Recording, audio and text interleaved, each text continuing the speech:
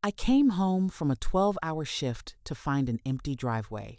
My car, the one I had saved for 3 years to buy, the one with my name on the title, the one I drove to work every single day, was gone. I stood there in the cold for a full minute, keys in my hand, staring at the concrete rectangle where it had been parked that morning. Then I went inside and asked my mother where my car was. She looked up from the television, completely unbothered, and said, "We sold it. Your cousin needed one and we got a good price. Don't be dramatic, Nina. It's just a car." I was 26 years old.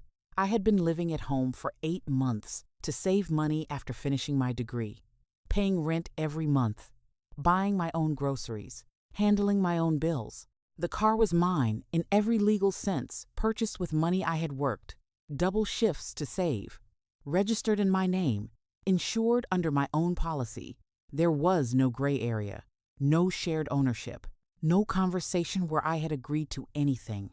They had simply decided it was available, and so they had taken it. What made it worse was that this was not the first time. 6 months earlier, my mother had given away a piece of furniture from my room, a vintage dresser.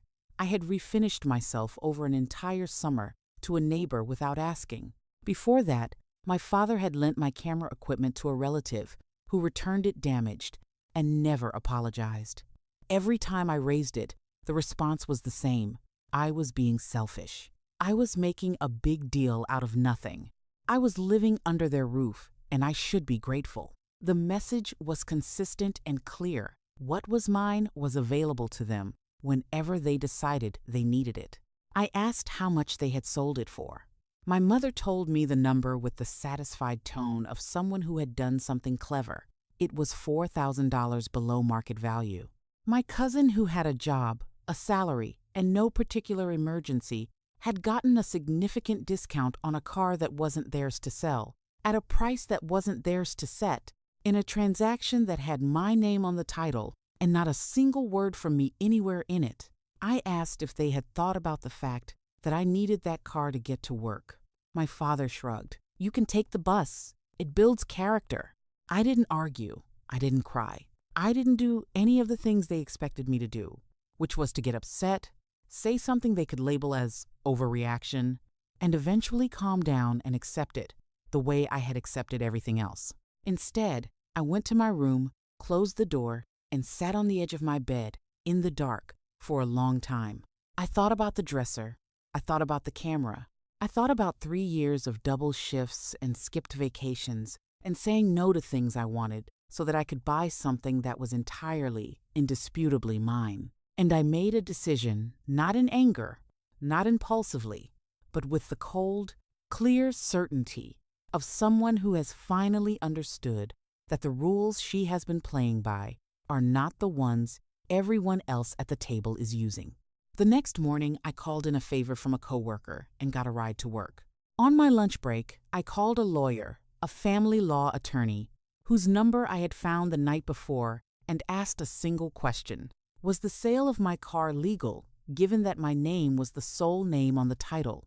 The answer came back within the hour. It was not. A vehicle registered exclusively to one person cannot be legally sold by another without their consent or power of attorney. What my parents had done was not a gray area. It was not a family misunderstanding. It was, in the attorney's careful language, potentially actionable. I spent that evening making a list. Every item I owned that was currently inside their house, every receipt I still had, every bank transfer that showed the car purchase, every insurance document in my name.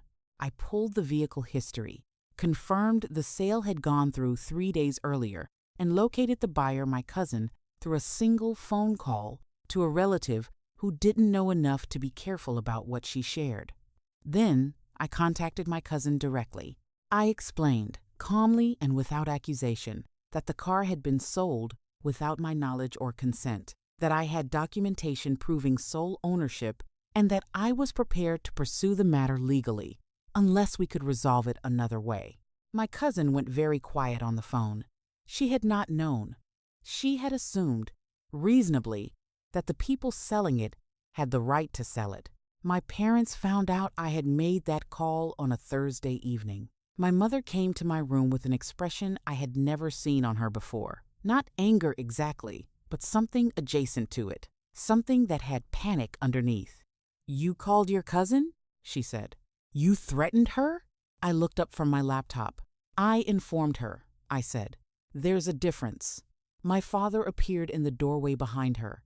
His voice had that particular tightness it got when he felt cornered.